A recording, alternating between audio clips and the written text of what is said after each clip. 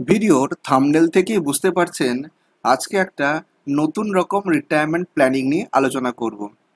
যখনই একজন ব্যক্তি রিটায়ার করেন তখন তিনি যে কর্পাসটা পান, এই কর্পাসটা থেকে তিনি মেনলি তিনটে জায়গাতে ইনভেস্টমেন্ট করেন।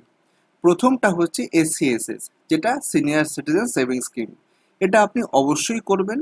এখানে ম্যাক্সিমাম 30 লক্ষ টাকা অবধি আপনি ইনভেস্ট করতে পারেন।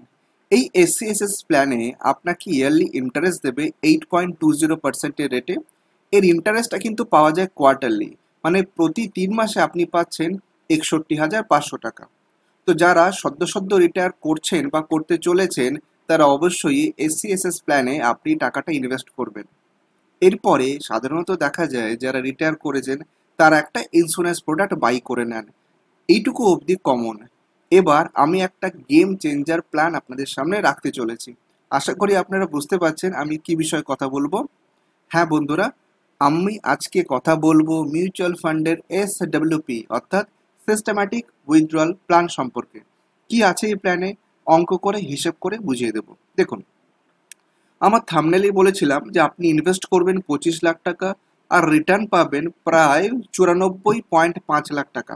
তো এটা কি করে সম্ভব, দেখুন অঙ্ক করে ধীরে ধীরে বুঝিয়ে দিই। এসডব্লিউপি হলো একটা মিউচুয়াল ফান্ডের প্ল্যানিং, যেখানে আপনি এককালীন একটা লামসাম টাকা জমা রাখবেন আর তারপর সেখান থেকে মাসে মাসে আপনি উইথড্র করবেন। অঙ্কে বোঝার সুবিধার জন্য আমি ধরে নিচ্ছি আপনি ওয়ান টাইম 25 লাখ মিউচুয়াল ফান্ডে ইনভেস্ট করলেন। এবার আপনি সেখান থেকে 12,500 টাকা প্রতি মাসে ড্র করছেন।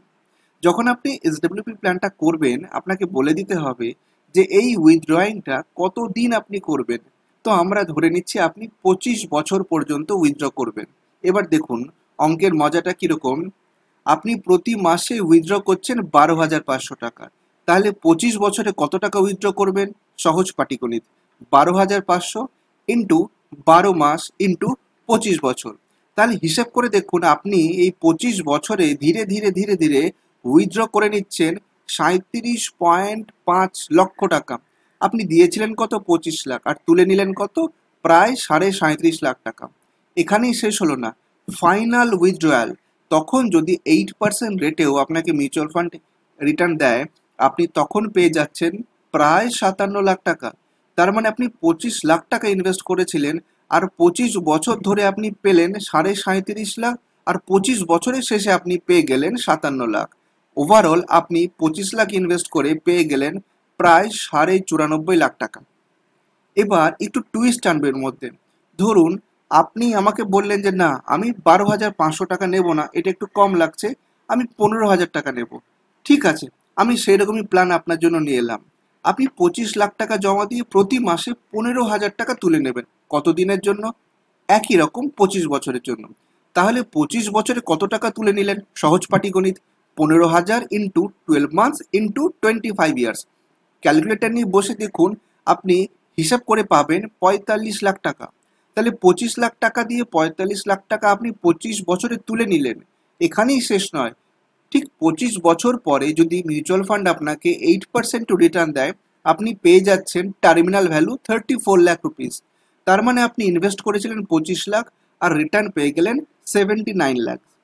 প্রশ্ন হচ্ছে, এতই যখন ভালো রিটার্ন, তাহলে কি এর উপরে কোনো ইনকাম ট্যাক্সের অ্যাপ্লিকেশন আছে? হ্যাঁ, এসডব্লিউপির ওপর ইনকাম ট্যাক্সের অ্যাপ্লিকেশন আছে এবং সেটা আমি এখন আলোচনা করব। দেখুন, যখন আপনি একটা সিস্টেমেটিক উইথড্রল প্ল্যান নিচ্ছেন, তখন একমাত্র ক্যাপিটাল গেইন পোর্শন যেটা আপনি উইথড্র করেছেন সেটার উপরই ট্যাক্স হবে। এটা কিন্তু কখনোই ভাববেন না যে পুরো টাকার উপর এক বছরে ট্যাক্স পড়ে যাবে।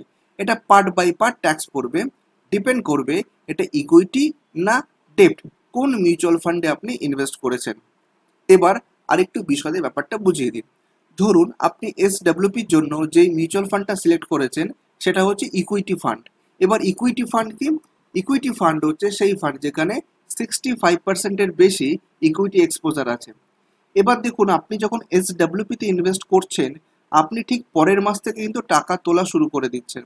তাহলে আমি যদি আলোচনার সুবিধার জন্য ধরে নিই, আপনি জানুয়ারি মাসে 25 লাখ টাকা দিয়ে ফেব্রুয়ারি মাস থেকে টাকা তোলা শুরু করলেন, তাহলে প্রথম যে উইথড্রয়ালটা ফেব্রুয়ারি মাস, সেটা কিন্তু 1 বছরের মধ্যে হলো।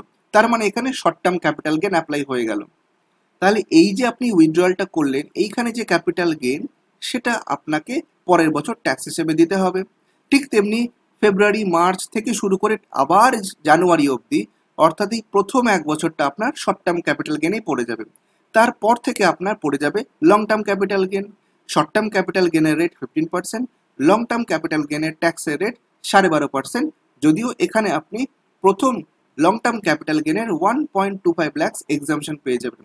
তার উপরে যদি আপনার গেন হয় তাহলে আপনাকে 12.5% ট্যাক্স দিতে হবে। তো এটা তো হলো ইকুইটি ফান্ডের ব্যাপারে।